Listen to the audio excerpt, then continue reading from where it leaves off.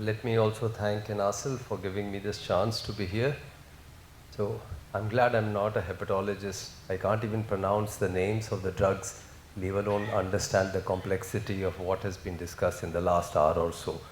So let me go to something more simple, and that is, once you've treated patients, how do you decide whether you've done a good job or not? These are my disclosures, and I'll be talking about tumor response after radiation-based locoregional therapies.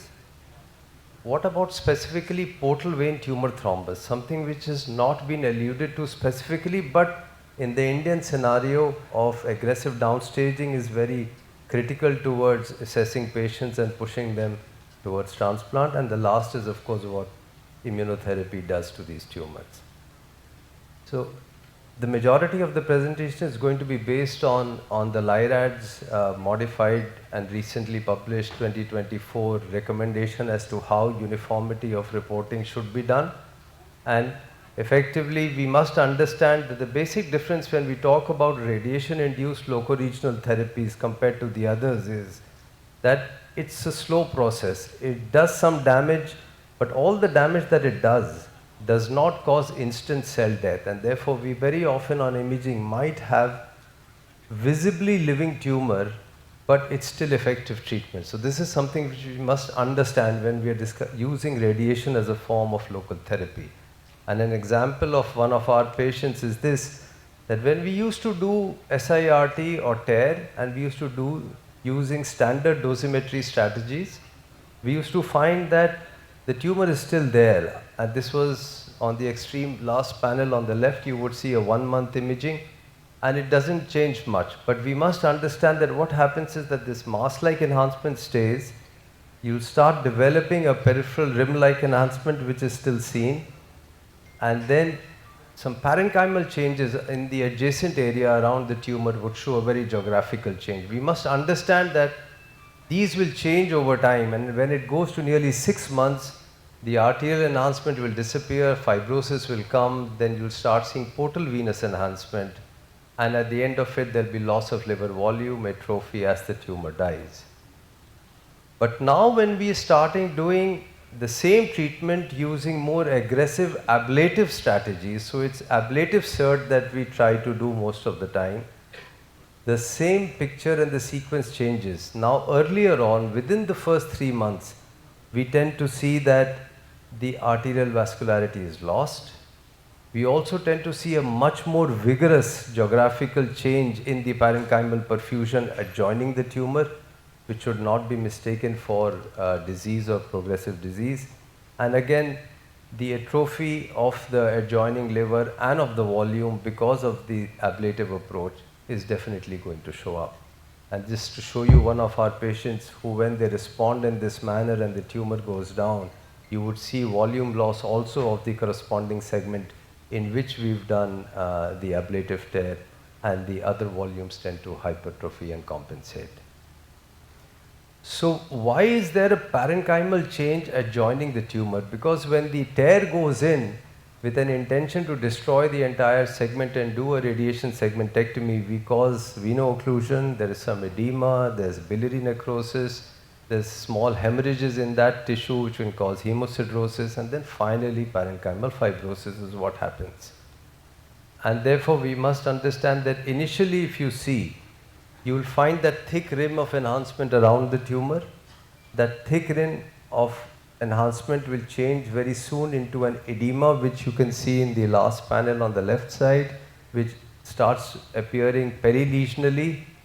The hemorrhaging will appear, which will then show susceptibility on T1 weighted gradient echo sequences on the MR. We must understand that as well. And it's only later on in time that we would see the retraction and the loss of volume. The geographical reperfusion distribution, which you can see is so florid in the extreme last panel on the lower corner, is a phenomena which we must understand, and it should not be mistaken as a progressive, invasive, or a infiltrating multifocal tumor.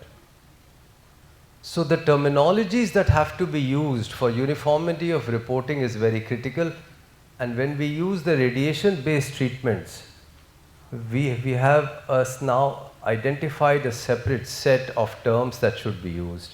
If the mask-like enhancement cannot be appreciated for any reason because of the inadequacies of the study, we must say it's non-evaluable. That's it, because the studies have to be done in a proper protocolized manner to give you the best data as to what your outcomes are. If there is no mask-like enhancement, it is non-viable. If it is there, but it is stable or decreased, but still there, it's called LRTR non-progressing. And only if there is a mask-like enhancement which is new or progressive will it be called viable.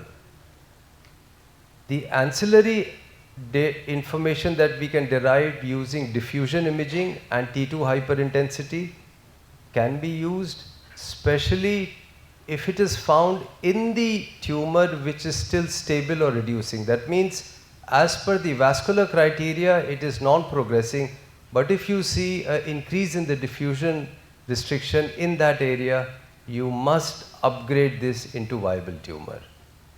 And the last is that if you really just can't make out, at the end of it, go for the area which you will be more certain of, and usually it is to label it as non-progressing. But after having gone through all this, it's still left to the clinician to really evaluate, or the radiologist to understand that what he's done is a good job or not. So it's very clear that the LIRADS terminology for radiation-based treatments should be used. For radiation-based treatments, the terminologies for non-radiation based are different, and therefore they must be used differently. But all of this, possibly if you see the last statement on the left side, does not apply to patients with systemic therapies alone, because they haven't validated the LIRADS data extensively across to be able to come up with this. And why are all these terminologies important? Because the suggestion is that if you have non-evaluable disease, you better evaluate it again, so you don't have to wait for 3 months. But if you have definite non-viable disease, yes, there is no need to do an early imaging, at least not before 3 months. If it is non-progressing, take a decision in a multidisciplinary decision-making process, and with viable tumor, obviously you have to treat. So how do you evaluate now? How do you look at these mask-like lesions when you have imaging? You've got to see that the lesion might be a thick rim, it might be nodular. If it is nodular, you take the largest enhancing area and you measure the diameter. If it is a thick rim, you measure the longest diameter that can be measured within that thick rim. It does not have to be across the entire tumor, cutting across necrotic tissue. This is something which should be understood. And we must therefore now understand the difference in terminologies. If we were doing a thermal ablation, if there is a mask-like enhancement, you call it as residual disease, period.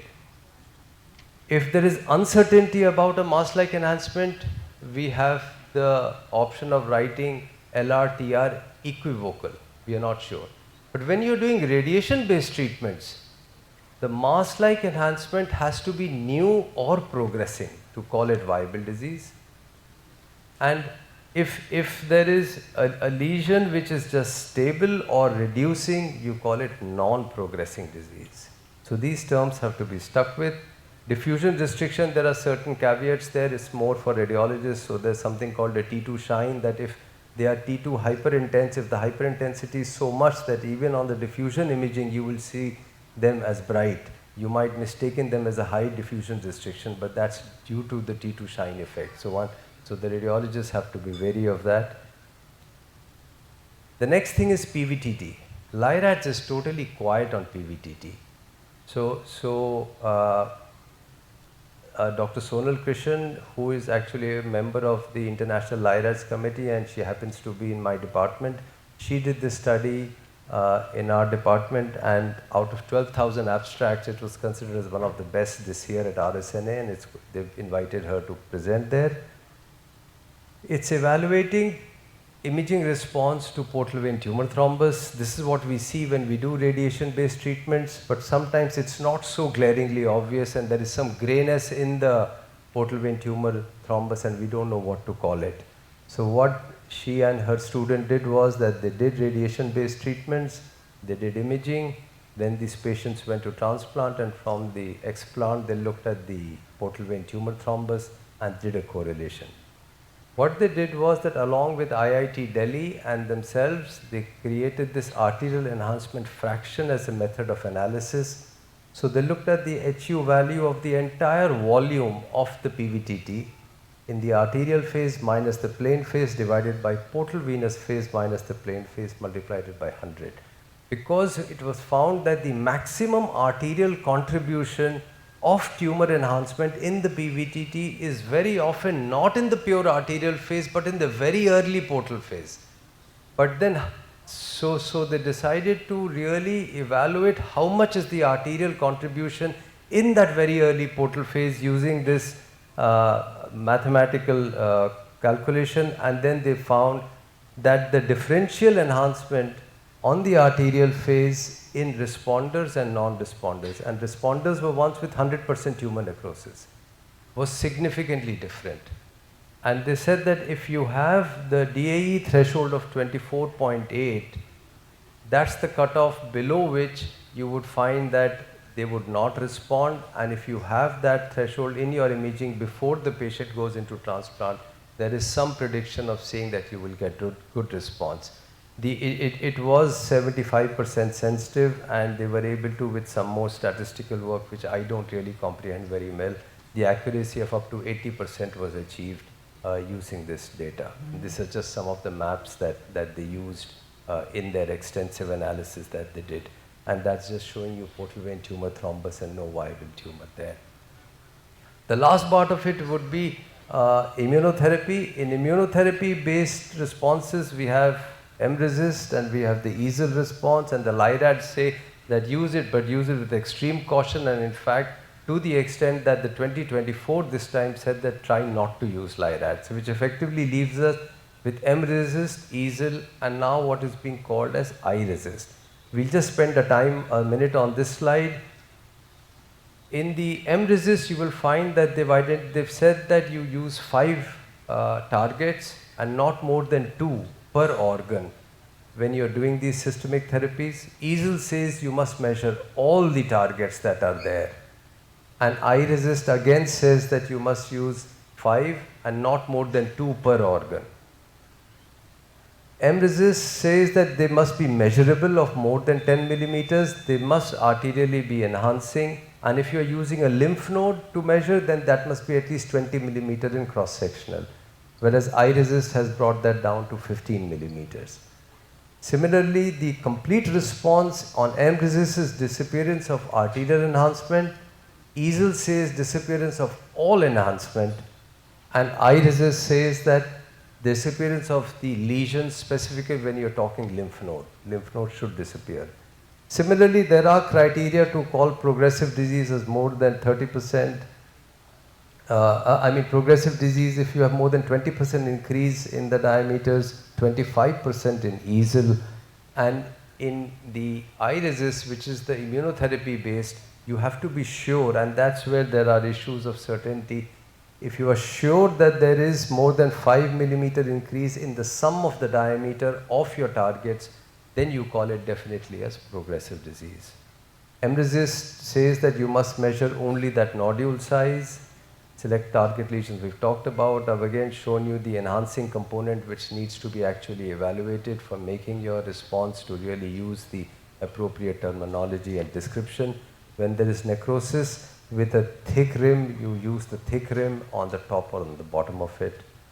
And at the end of it, we must understand that the drugs that you are using to treat have a varying effect on the tumors. Some of them just remove the vascularity, but the tumor stays, and therefore there must be more robust and objective validation of all criteria before they should be put into practice. And therefore the modified iRECIST still stays.